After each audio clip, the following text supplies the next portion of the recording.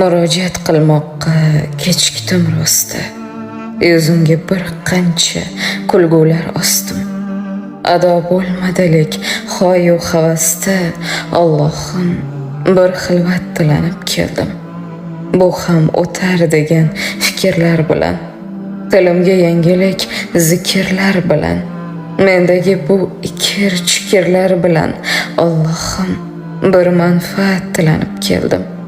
Hiqildoqda turgan jabrlarim bor, kosalari to'lgan sabrlarim bor, tuyg'ularni ko'mgan qabrlarim bor. Allohim bir madad tilanib keldim.